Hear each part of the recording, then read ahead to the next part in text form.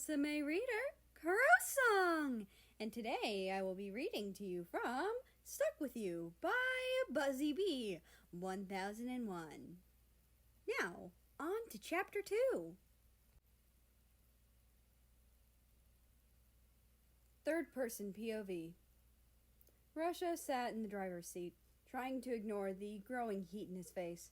America didn't know what to think. He thought the Russian hated him, but he was wrong. America's thoughts scrambled around in his head. Why'd Russia like him? He'd only ever been mean to the Russian man. He was so lost in thought that he didn't notice that the car had stopped. America looked out of the window, expecting to see a house, but instead saw a Petco. Russia reached over and picked America up. Russia then opened the car door and walked into the building. America was placed into a cart as Russia started pushing it. America jumped up and set his paw on the edge of the cart, while looking down at the moving floor. There was no way he was going to jump out of the cart, so he sat back down. Russia mumbled things to himself, like, "Should I get this? What would a cat need? Scratching post, food bowl, and water bowl. Maybe a bed?" America found it amusing that a country who turns into a dog didn't know anything about cat stuff.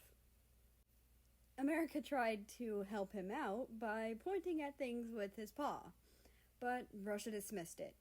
Getting annoyed, America jumped out of the cart and ran to different collars. Russia ran after him, and when he got there, he looked at the collars. "I forgot the collar. Aren't you a smart cat, Natalie?" Russia quickly pet America's head before looking at the collars. America noticed a certain collar, one that could turn him human again. Amay pawed at it while trying to get Russia's attention. Russia looked down, shook his head, and picked America up again. "No, Natalie, that collar isn't for you. How about this one?" He held up a sky blue collar that was decorated with little silver stars. The American tilted his head to the side. He was slightly confused as to why the Russian picked out that collar, but he couldn't question it verbally. Russia set America back in the cart along with the collar as he began to push it to the register. America looked around as the person at the register pet him. He was getting that a lot in the store.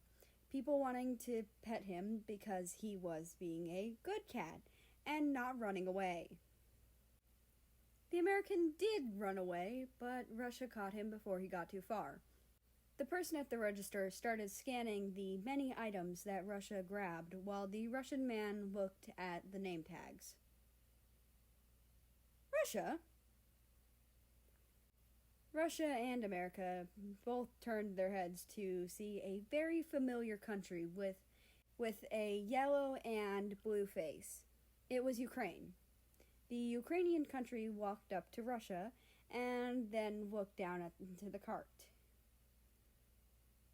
"Didn't know you were the cat type, considering that you're a dog and all." Ukraine reached in and pet America's head, scratching behind his ears. America couldn't help but purr at this. Russia looked annoyed with Ukraine's teasing. "I simply wanted a pet that wasn't loud and annoying." "Are you calling dogs loud and annoying?" Russia nodded, and Ukraine just laughed. America got why he laughed. After all, Russia was a dog himself. America had to agree with Russia, though. Dogs were kind of loud. He grew up in a house full of dogs, so he understood what Russia meant. When Ukraine stopped laughing, he commented, "I bet you just wanted to get your precious America a gift." Russia's face went red with embarrassment at Ukraine's teasing. America also felt heat rising to his own face, so he hid it by curling up. Russia really did like him, liked him so much that he told Ukraine about it. Was America actually falling for the Russian man? No, he couldn't be. Russia was his enemy. Can't be in love with his enemy. Нет, нет, я просто хотела кота. That roughly translates to, no, I just wanted a cat. Ukraine laughed, but didn't say anything else. When Russia was done paying, Ukraine said bye to him.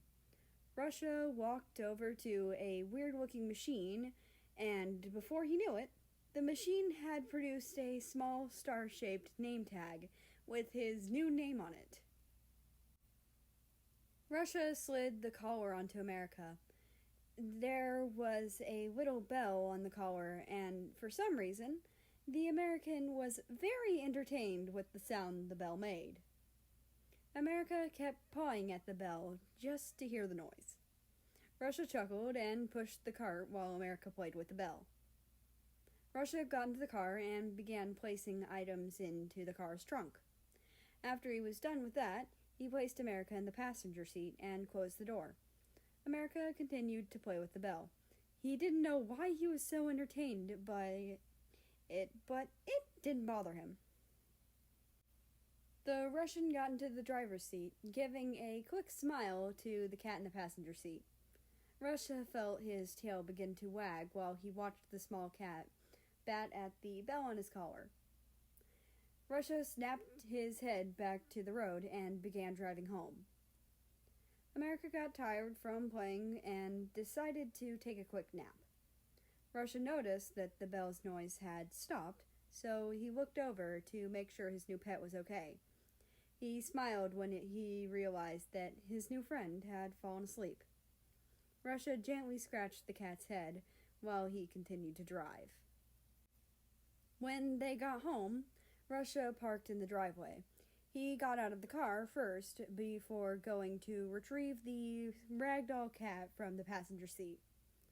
Russia opened the front door of his small one-story house and set America down on the black leather couch. America woke up to a loud noise.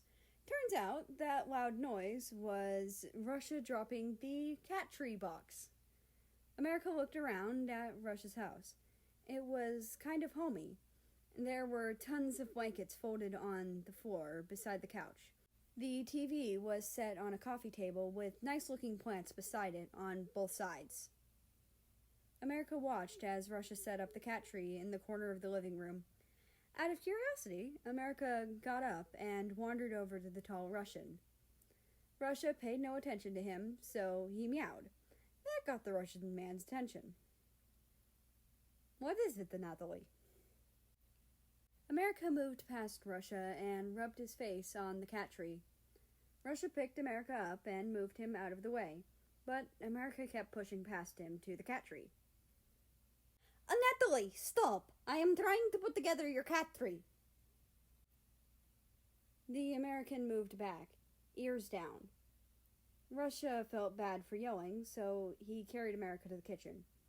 America tilted his head in confusion as Russia placed him on the tiled floor. The Russian male grabs one of America's new food bowls and a can of wet food. Russia opened the can and gagged at the smell. "Ugh, gross. How do you cats eat this shit?" Russia begrudgingly dumped the contents of the can into the bowl. He placed it down in front of America, who gave the best disappointed look he could manage.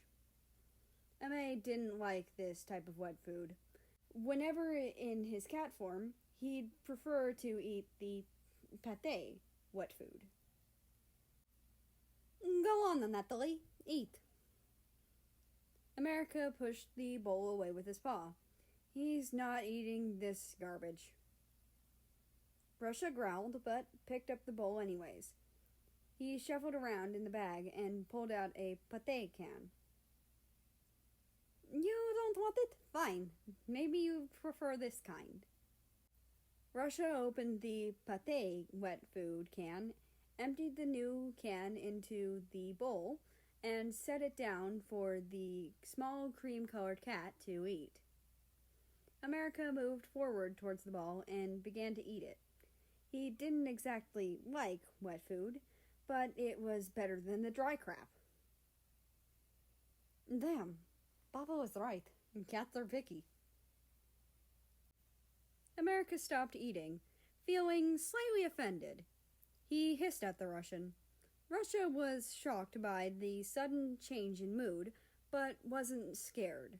Instead, he grabbed a spray bottle full of water and sprayed America with it.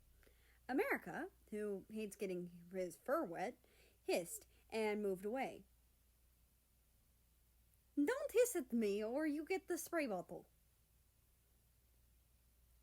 Stupid, America thought. Getting sprayed by the water was how his dad punished him if he didn't listen. America shivered. He didn't like those memories of his dad.